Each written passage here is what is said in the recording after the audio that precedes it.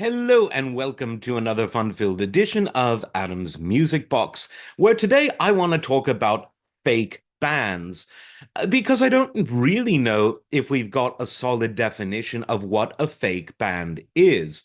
What made me think of this is because it was on this day in 1966 that the Monkees released their first album, and the Monkees are sometimes considered a fake band, which I think is a bit unfair.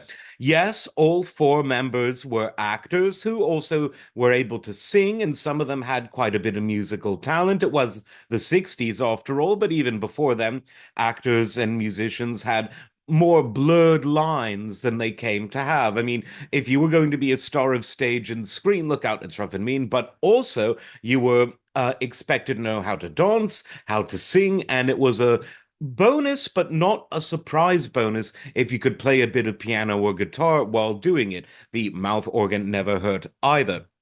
Now, the Monkees ended up becoming a real band. They ended up releasing their own albums, and while at the beginning they had songs like, Daydream Believer and Lost Train to Clarksville, written by some of the top songwriters in the industry, they eventually began to release albums that were more in a sort of psychedelic mode where they did the writing. I'm thinking in particular of 1967's Headquarters, which is actually a pretty good album.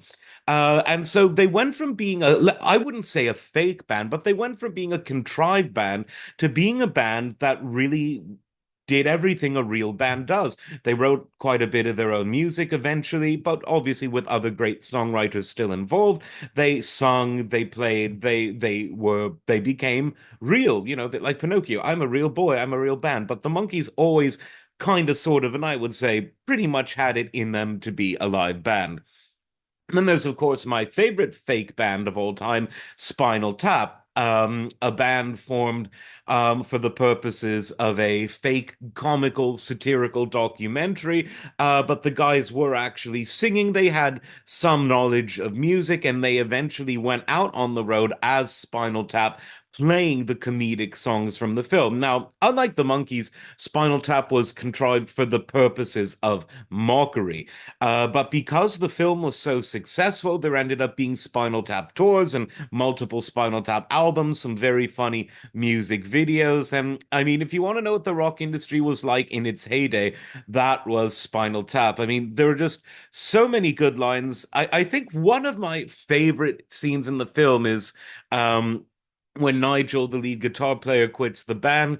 They decide to do a large sort of free-form, highly improvisational piece called Jazz Odyssey, and they did it at a theme park for families, and they were second on the bill after the puppet show.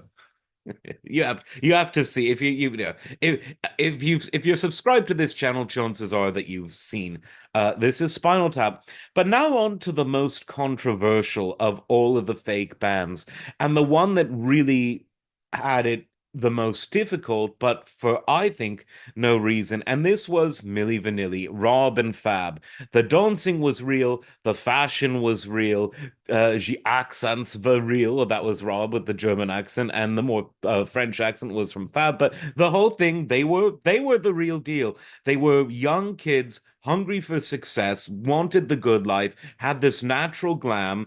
They could sing, not the best singers. And so the producer, Frank Farian, who had produced another kind of fake band called Boney M in the 70s, where it was studio vocalists who were doing the vocals, while the people on stage were basically the lip singing dancers, that scandal never really became scandalized, if you will. He also produced real bona fide musicians. He produced a Meatloaf album, and Meatloaf is a very, very real musician. He worked with people like Steve Lukather, one of the realest guitar players of all time. But by the end of the 80s, he was back to the fakery. because all of the songs on the first Milli Vanilli album were sung by studio musicians who were not Rob and Fab. And people kind of gradually suspected there was an incident when the recording malfunctioned at a concert, and it was quite clear that it was fake. And there were just other things that were happening, but no one really, really cared until they won a Grammy. Hold on there for 1 second. And we're back. Where was I?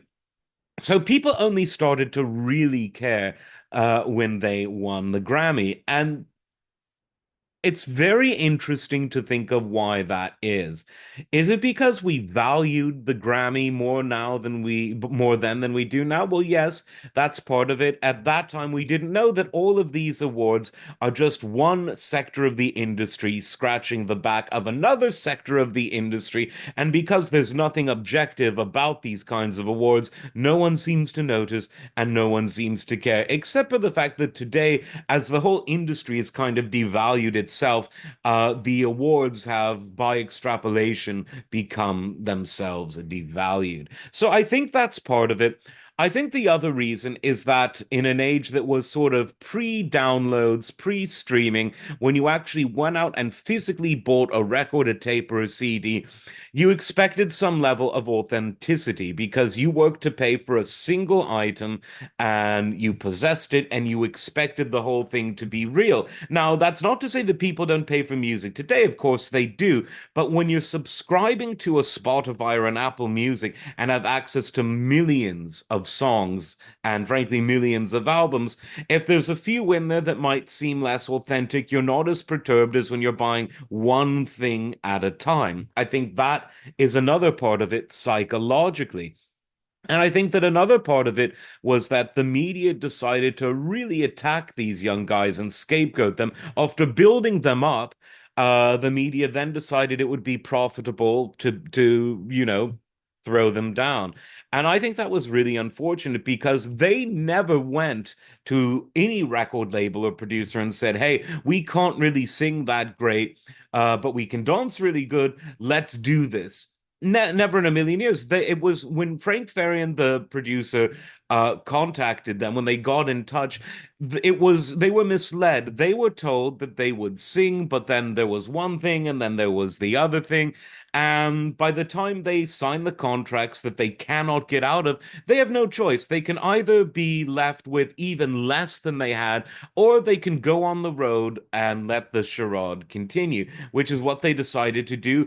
Most people would do the same in their position. So I think that the media was so unfair. I think the business threw them under the bus, record producers who knew, record managers from labels who knew, people in the media who knew, and then they act all shocked.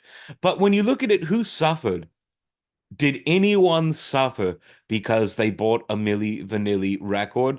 Did anyone suffer any great psychological despair because the people with the voices on the record were different than the people who were pictured on the record and who were on the music videos? Did anyone at all get hurt? Not only did they not, I would argue that Milli Vanilli was very good entertainment. If you wanted to know what 1989 looked and sounded like, it kind of looked and sounded like Rob and Fab with maybe a bit of David Coverdale thrown in, and that was 1989.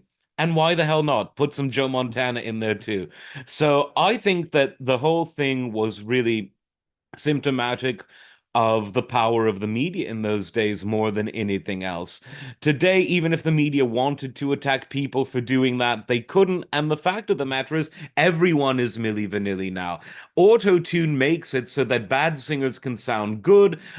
People that are on stage are all singing to recordings, whether it's their own voices, someone else's, or more often than not, auto-tune. So it's all fake.